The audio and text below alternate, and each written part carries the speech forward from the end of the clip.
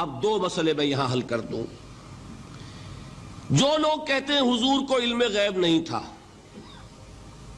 اور جو کہتے ہیں تھا، بدقسمتی سے دونوں نے ڈیفینیشن علیحدہ کر لی.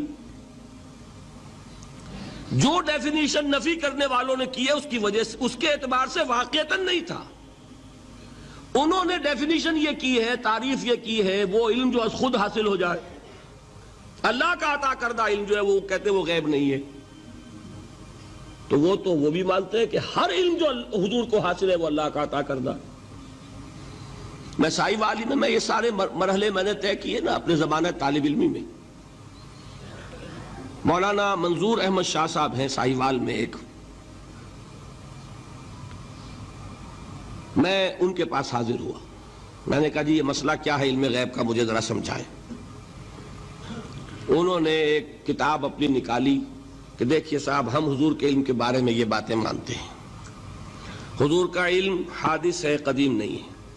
حضور کا علم محدود ہے، لا محدود نہیں ہے. حضور کا علم عطا کردہ ہے، ذاتی نہیں ہے. میں نے کہا یہ تین باتیں اگر آپ مان لیں تو میرا تو جھگڑا کوئی نہیں آپ سے. ہوتا کیا ہے جب آئیں گے وعظ میں، خطابت میں، تو عالم ما کان وما یکون، اب الفاظ وہ استعمال کر جائیں گے.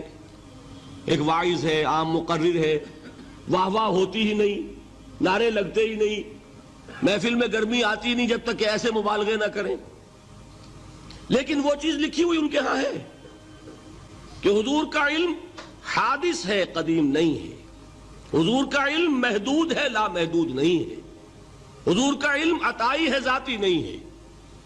ان تینوں چیزوں کے بعد کوئی بڑے سے بڑا وہابی اور بڑے سے بڑا اہل حدیث بھی انکار نہیں کرتا. باقی یہ بات جان لیجئے کہ غیب اور حضور یا شہادہ یہ در حقیقت عام انسانوں کے اعتبار سے الفاظ استعمال ہوئے ہیں. جب قرآن میں کہا جاتا عالم الغیب والشہادہ، اللہ غیب اور جو ظاہر ہے یا موجود ہے سب کا جاننے والا ہے، تو مجھے بتائیے اللہ کے لیے کوئی غیب ہے؟ اللہ کے لیے کوئی شے غیب ہے؟ تو کیوں کہا جا رہا ہے عالم الغیب والشہادہ؟ وہ ہمارے اعتبار سے کہا جا رہا ہے. جو تمہارے لیے غیب ہے اللہ اس کو بھی جانتا ہے، اور جو تمہارے سامنے اللہ اسے بھی جانتا ہے. اللہ کے لیے تو کل شہادہ ہے.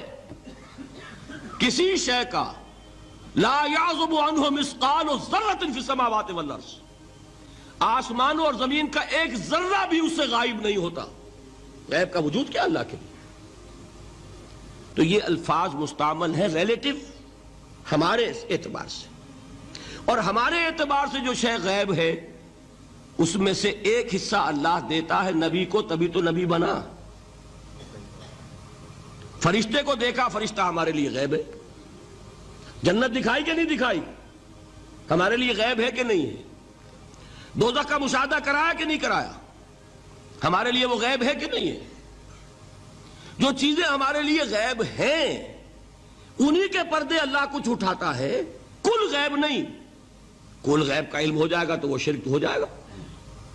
کل کا لفظ جہاں آیا شرک ہوا. جب آپ کہہ رہے ہیں محدود ہے، لا محدود نہیں ہے، تو کل کا لفظ استعمال نہیں کر سکتے. لیکن غیب میں سے کچھ علم دیا گیا تبھی تو نبی بنا، ورنہ میرے اور نبی میں فرق کیا ہوا پھر؟ البتہ یہ کہ وہ غیب کا علم ہو یا حاضر کا علم ہو، سائنٹیفک نالج ہو یا وحی کا علم ہو، کوئی بھی علم ہو، آیت الکرسی کے الفاظ نوٹ کیجئے، یعلم ما فی السماوات وما فی الارض، وہ جانتا ہے. ولا یحیطون بشیء من علمہ الا بما شاء، مخلوق میں سے کوئی بھی اس کے علم میں سے احاطہ نہیں کر سکتا مگر جتنا وہ چاہے. اب یہ بات علیحدہ ہے کہ ہم کون ہے طے کرنے والے کہ ناپیں بیٹھ کر کہ اللہ نے ابراہیم کو کتنا علم دیا. ہم ناپ سکتے ہیں؟ عیسیٰ کو کتنا دیا ہم جان سکتے ہیں؟ تو ابراہیم کا، موسیٰ کا، عیسیٰ کا نہیں ناپ سکتے تو محمد الرسول اللہ کا کہاں ناپیں گے؟ یہ پاگل پن ہے، یہ ہے جو غلطی ہوتی ہے. ہم کون ہے طے کرنے والے؟ اللہ نے اپنے نبی کو دیا جو دیا، بات ختم. کل نہیں کہیں گے، کل کہا شرک ہو جائے گا. ذاتی کہا شرک ہو جائے گا.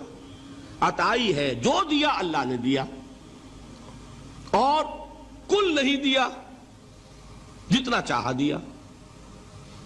ہے حادث، قدیم نہیں. تینوں چیزوں مان لیجئے تو شرک کا کوئی شائبہ نہیں ہوگا. باقی جہاں ایک طرف قرآن میں وہ آیات ہیں کہ اللہ کے غیب کو کوئی نہیں جانتا، ٹھیک، وہاں یہ بھی ہے کہ لا یظہر غیبہ، لا یظہر علی غیبہ الا من ارتضی بالرسول، وہ اپنے غیب پر قابو نہیں دیتا مگر اپنے رسول میں سے جس کو چاہے. یہ دونوں آیتیں قرآن کی ہے کہ نہیں؟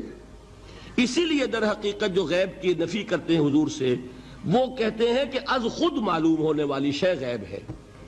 ہم کہتے ہیں از خود تو کوئی بھی شے کسی کو معلوم نہیں، ہمیں حاضر کا علم بھی اللہ ہی دیتا ہے تو ہوتا ہے، غیب کا تو بہت دور کی بات ہے.